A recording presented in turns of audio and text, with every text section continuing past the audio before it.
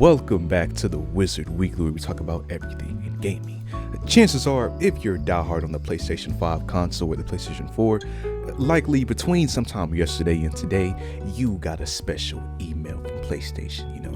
That Gmail inbox just gained a new friend. So right now, if you go to the PlayStation website and you go to the somewhat notorious but also kind of cool tab of the PlayStation Stars program, you'll see that they have this white, little indicator saying that starting October 24th, 2024, which is today, you must log into PlayStation Stars on the PlayStation app and accept the updated PlayStation Stars terms of service to continue being a member. Now, why are they saying that? You see, back in August, PlayStation, they let us know that some changes were going to be being made to the PlayStation Stars program, in which, going into effect now, you can no longer gain PlayStation Star points, or whatever it's called, from continuing to subscribe to PlayStation Plus on whatever tier that you had, because for the past 2 years since PlayStation Stars was introduced, that was one of the passive ways to gain points in this program. Now, what even is this program? I'm talking a little too ahead of myself. My bad, man. My sorcery always keeps me in the future rather than the present. PlayStation Stars is the program that you sign up for on the PlayStation app, to which,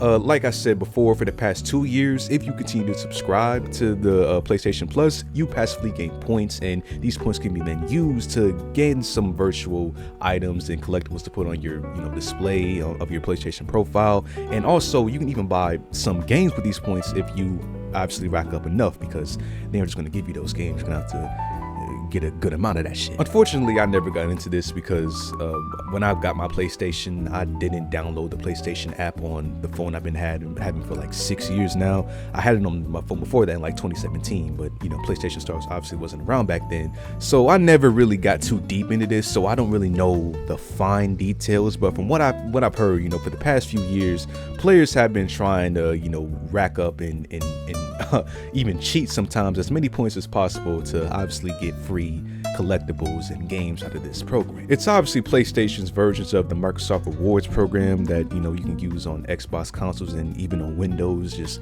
browsing on Bing, which just even suggesting that act is disrespectful to some human beings. But yeah, apparently what was sent to people earlier yesterday and sometime today, the new points earned in the PlayStation Stars program will expire at the end of the month, plus 12 months from the date on which they appear at the PlayStation Stars account balance. So if you gain any points from today and onwards, those expire a year from now. But then they also say any points earned prior to this date are going to expire at the end of the month, plus 24 months from the date on which they appeared on your PlayStation Stars account balance. That's obviously annoying as hell, like I said, for anyone that's been saving up for 2 years just to get something cool and maybe hasn't already got what they wanted. But what's really the kicker here is where they say that effective March 1st, 2025, the definition of eligible purchases will be updated to exclude all subscription payments made on PlayStation Store, including any initial or renewal subscription payments for PlayStation Plus or any other subscription service. So I guess even maybe if you have like Ubisoft Plus, so you do that through the PlayStation, I guess that counts too. I didn't know that. Which means that points will no longer be earned on subscriptions. Now, if you don't know, apparently you can also earn points doing tasks in games. I'm pretty sure achievement hunting is one of the ways that you can also earn a good amount of points. Now, like I said, as far as this change goes, I mostly feel bad for the people that might have, saved up a lot of points over the years to buy something special, and maybe, they weren't ready to have their points reset, or maybe they wanted to get more points out of this. I will say, to be fair, when I do subscribe to PlayStation Plus every other month, because I don't, I only use it when I need to, the PlayStation Plus extra catalog is really good and really generous as far as games, as what they add monthly and whatnot. Like,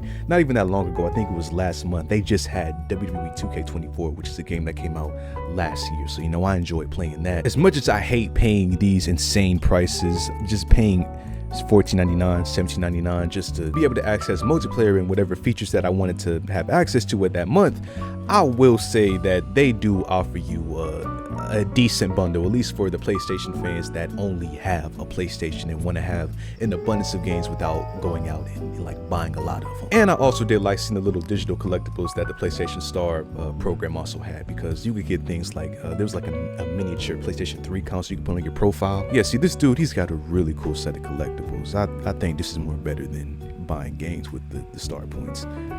Is that fucking Adidas? So yeah, PlayStation Stars, this is a change that a lot of people don't like, but at the end of the day, it is what it is. And moving on to once again talking about Nintendo's little playtest, likely for the last time for a while now, because you know it's been 3 days in a row. The playtest has officially gone live, and thousands of players have been able to get their hands on it. Now, from what I've seen, unfortunately, it's been leaked. You know, there's been a lot of streams and videos just popping up left and right of this playtest being out there, and Nintendo, they're doing a pretty good job of getting it out of the mass public's eye, because I've been trying to catch a stream. I've yet to catch a live stream of it yet. All of my information has been coming from screenshots and gameplay that I've seen on like social media and whatever. I will say the playtest looks really interesting. Now, it is really bare bones, and unfortunately I can't show you guys anything because they'll clap me really badly. But all I can say is, if you've yet to see anything from this, follow this person on Blue Sky, not for any particular reason, but just go to their page and, you know, just have a good little scroll. You know, I don't want to incriminate anybody. But yeah, I've been looking at this playtest since like 12 in the morning of last night, because it's been really just interested seeing the cool things that they have in here. Now, like I said, I was mostly interested in seeing how this little beacon zone is, the little zone you have where you can build basically anything in there. And I'm looking at it on my second monitor right now, which I'm not looking at you guys, but in its build so far, it's definitely got a lot of Minecraft elements. Like everything is basically like blocky, just like cubicle. What's cool is that you can name your entire little planetary block that you're in, and you can even place a teleporter there so you can easily get back to it and even send the location to other people to warp there easily. And what really sticks out to me is the fact that, you know, the game map is really huge. Like, they don't really do the beacon size and those screenshots that I showed y'all earlier on the other video justice, because these beacons are huge. Like, these areas are really huge chunks of land, and you could see multiple in the distance that you can travel to all at once. Like, it's a really expansive map, and you can even zoom out and see the entire world that you're in. Like, in one little area at the time, like I can compare it to the size of, you know, a Breath of the Wild map, like how you see here, like how expensive it is. All of it looks like the learning you do right now is gain resources, build in your beacon, and there's even some mini games that I saw. Unfortunately, I haven't seen any PvP in here yet, like people have been fighting or whatever, but they did have this funny ass mini game where you're basically in an auditorium and they give you a question like about the, I guess, the rules of the playtest, and if you get it wrong, your character just dies. So that's pretty cool. Unfortunately, there are microtransactions in this game. You can't buy it right now, but they do show the screen where they have a currency for 200, that's 600, 1600, 5400. So that's interesting. We're obviously gonna have to wait to see if Nintendo decides to make the game that this playtest is around charge for money, or if it's going to be free to play, or maybe an exclusive to, even when it finally releases, to the Nintendo Switch Plus expansion pack membership. I have a high doubt that this microtransaction is going to be for anything other than, you know, cosmetics and looks for the game, since it does have a lot of like avatar friendly things going on in the game already. So that's cool to me, but I just hope that they don't charge $60 plus, you know, put microtransactions on top of this,